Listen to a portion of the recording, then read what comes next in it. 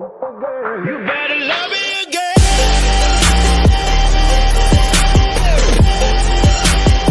You better love me again. Pak Rio. Wih, serius banget kayaknya. Bawel. Wih, biru semua sih. Tunjukin dong kamera dong, tunjukin dong biar terupes pada lihat. Sayang kalau nggak diliatin. Wih deh. Kelihatan nggak itu? Gini deh Pak. Udah Pak, tradingnya ntar dulu Pak. Udah TP lah, TP. Bawel lah. Gini Pak. Kita mau bahas nih pembahasan yang menarik sini cuy. Nih ya, kita mau bedah sedikit dulu nih. Kira-kira itu kan Pak Rio biru nih, biru. Kita bahas kemungkinan buruk nih sekarang. Kira-kira apa sih yang sering membuat orang jatuh dalam tanda kutip ketika trading? Jangan tinggi-tinggi biar nggak jatuh. Maksudnya ya apa sih gitu biar ada kita pembahasan nih kali ini. Apa yang bikin orang jatuh? Apa ya? Gini, saya kasih satu tips deh ya. Kata kuncinya adalah jangan loss besar per trade-nya. Jangan loss besar per trade. Itu kenapa tuh Pak? Jadi gini, sebenarnya ada dua sebab ya kenapa saya keluarkan statement itu.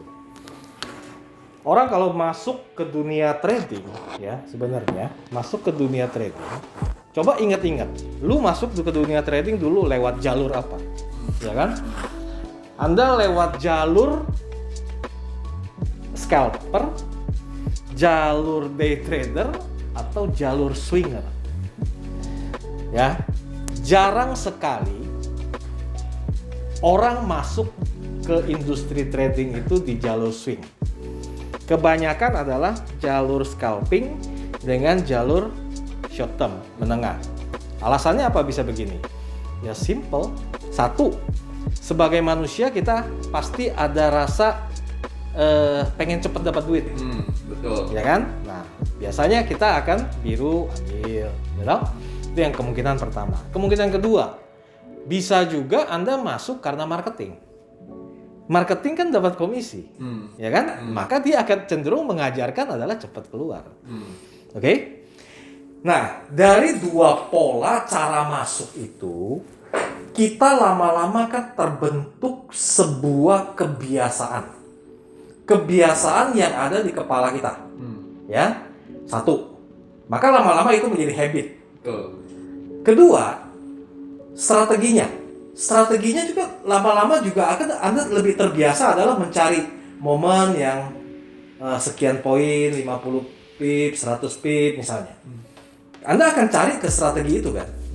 Karena Anda nggak terbiasa di sini. Di swing ini Anda nggak terbiasa. Nah, lalu dalam proses trading, Anda membiasakan kalau masuk posisi salah, itu dibiarin bengkak. Kenapa? Karena nggak rela dibuang, nggak ada rencana, sayang, segala macam alasannya lah. Ya toh? Nah, lalu setelah itu Anda punya masalah nih. Ya, misal contoh, masalah kita sekarang floating loss 500 pip, 1000 pip. Misal. Tapi kemampuan Anda, habit yang tercipta selama ini adalah bermain di cari untung 50 pip, 100 pip. Maka kalau dalam ilmu perang misalnya, lu punya senjata dan kemampuan perang kamu adalah di sebuah medan tempur yang kecil. Tapi Anda sekarang menghadapi satu musuh yang dalam konteks skalanya adalah besar. Maka perang itu kamu nggak akan menang.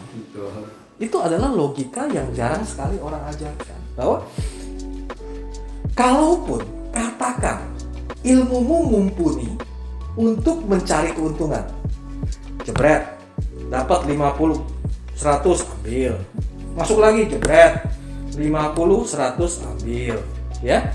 Tapi tanggung jawab yang harus you selesaikan di sini 500.000. Maka yang terjadi apa? Begitu ketiga kali misalnya Anda drop, maka Anda bingung sudah. Ya, waduh, ini aja 2 kali udah nggak ketutup nih. Ya, sekarang yang ketiga nggak berhasil lagi, gagal lagi. Nah, disitulah awal kejatuhan. Kalau you mau tanya tadi, bagaimana proses orang jatuh di dalam trading? Ini bukan satu-satunya, tapi ini salah satu. Ya, salah satu yang terjadi adalah itu. Oleh karena itu, saya menyarankan tadi, jangan biasakan loss besar dalam per trade, karena Anda tidak mampu, Anda tidak terbiasa. Ya, lain cerita kalau suatu hari nanti kamu udah terbiasa dengan sistem swing. Ya, oh saya mah udah biasa Pak, masuk pasar saya diemin aja, saya pasang stop loss 500 pips, ya, kemudian saya akan tahan 500 pip atau 300 pip. Maka pada saat muncul masalah floating loss yang besar, Anda punya kebiasaan dan punya senjata yang memang bisa diandalkan untuk mengatasi masalah ini.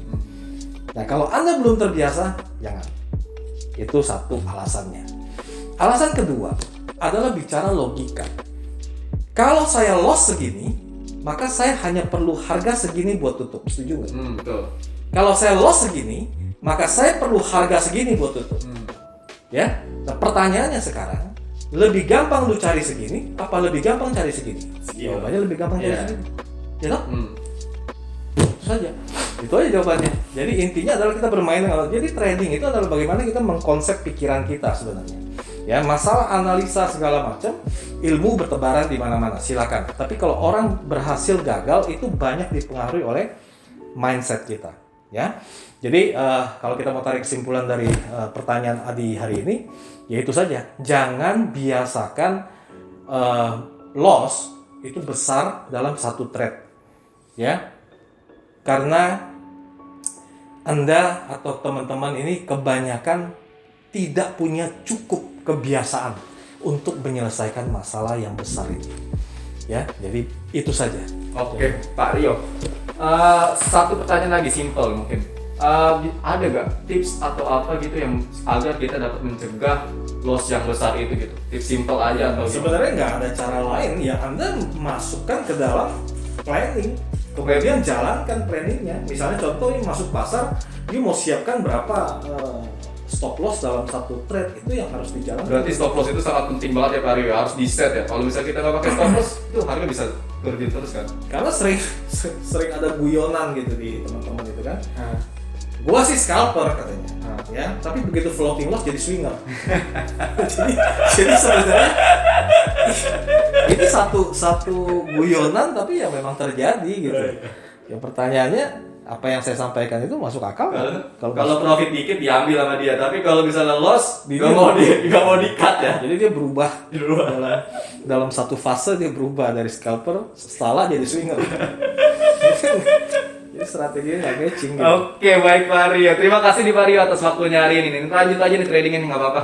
Ya, mungkin Troopers itu aja ya hari ini, video kali ini. Jadi ingat tuh, stop loss sangat penting digunakan dalam trading. Nah, mungkin itu saja video kita kali ini. Sampai jumpa pada video selanjutnya.